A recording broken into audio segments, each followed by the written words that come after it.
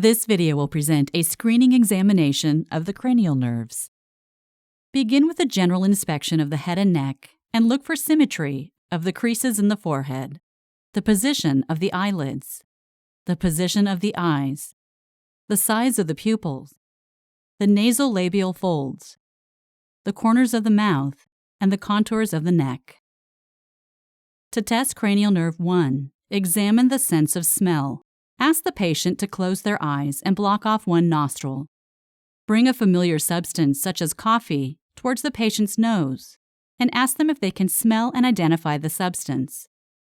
Repeat with the opposite nostril. To test cranial nerve 2, examine the visual acuity and visual fields. Visual acuity is typically assessed using a Snellen eye chart. This video shows a handheld version of the eye chart being used. Ask the patient to cover the left eye and read aloud the smallest line they are able to read. Repeat with the other eye. There are several methods for examining the visual fields. This video presents the examination of peripheral fields using a moving finger. Position yourself about 3 feet in front of the patient at eye level. To test the right eye, ask the patient to cover their left eye with their left palm. Now cover your right eye with your right hand and ask the patient to look directly at your left eye. To test the upper temporal quadrant, hold your left hand with the index finger extended upwards and outwards, equidistant between you and the patient. Ask the patient to report when they can see your index finger wiggling. If the patient is unable to see your wiggling finger, slowly bring your hand towards the center until they indicate they can see the movement. Compare the patient's visual field with yours. Repeat the procedure for testing the lower temporal quadrant.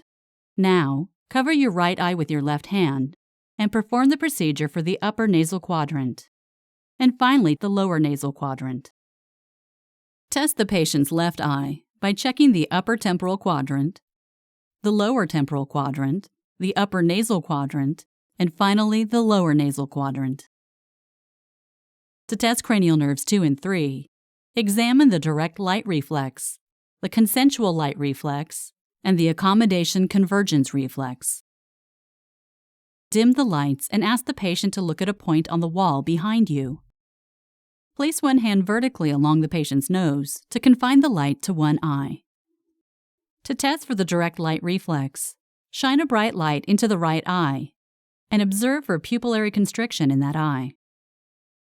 To test for the consensual light reflex, shine the light again into the right eye, but this time observe for pupillary constriction in the left eye. Repeat the same procedures on the opposite side.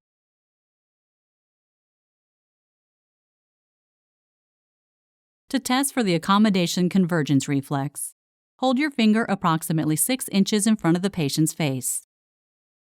Ask the patient to look at the wall behind you and then to look at your finger. Observe for adduction of the eyes and pupillary constriction when they focus on your finger.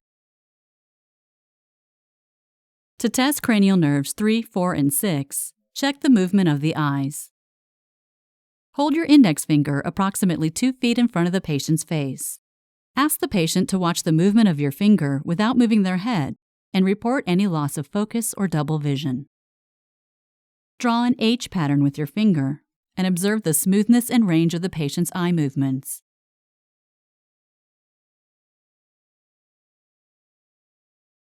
Pause for several seconds at the maximum range in each position and observe for any nystagmus that might be present. To test cranial nerve 5, examine facial sensation, the muscles of mastication, and the jaw jerk. To test facial sensation, with the patient's eyes closed, lightly stroke both sides of the forehead and ask the patient if the feeling is the same on both sides. Repeat the test on the cheeks and then on the chin. To examine the muscles of mastication, first palpate the temporalis muscles and ask the patient to clench their teeth. Feel the muscle tension and compare each side. Next, palpate the masseter muscles and ask the patient to clench their teeth again. Feel the muscle tension and compare each side. Now, ask the patient to open their jaw and keep it open while you attempt to close it. Assess the strength of their resistance. Now ask them to move the jaw to the right side and hold it there while you press against the jaw. Repeat on the opposite side and compare the strength of resistance. To perform the jaw jerk reflex, place your finger on the patient's chin and ask them to slightly open their mouth. Strike your finger with a reflex hammer. Typically, this reflex is absent or only slightly present, therefore making areflexia or hyporeflexia difficult to detect. However, the presence of a hyperactive reflex, with or without clonus, suggests upper motor neuron involvement. To test cranial nerve 7, examine the muscles of facial expression. Ask the patient to raise their eyebrows. Observe the wrinkling of the forehead and compare on each side. Now, ask the patient to close their eyes tightly while you attempt to open them.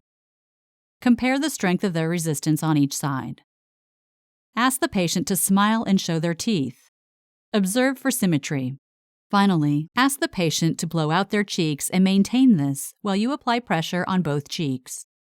Compare the strength of their resistance on each side. To test cranial nerve 8, examine the sense of hearing and balance.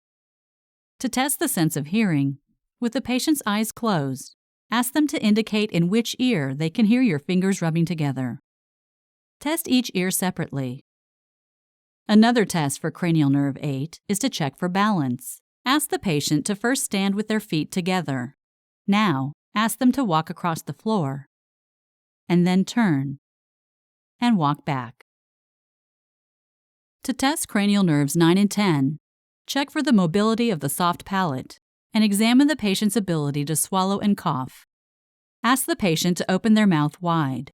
Shine a torch into the mouth and ask the patient to say "ah." Observe for symmetrical elevation of the soft palate and uvula. Now, ask the patient to swallow some water. Observe the action and ask them to report any difficulty. Finally, ask the patient to cough and observe and listen for any difficulty. To test cranial nerve 11, assess the strength of shoulder shrug and neck rotation. Ask the patient to elevate their shoulders and hold them there as you press down. Compare the strength of resistance on each side. Now ask the patient to turn their head to the right and hold it in that position against your pressure. Repeat on the opposite side and compare the strength of resistance on each side. To test cranial nerve 12, assess tongue position and strength. Ask the patient to stick out their tongue. Observe for any deviation or fasciculation. Ask them to move the tongue from side to side. Compare the range and symmetry of the movement. Now ask the patient to press their tongue against their right cheek and resist while you apply pressure. Repeat on the opposite side and compare the strength of resistance on each side. This concludes our presentation of a screening examination of the cranial nerves.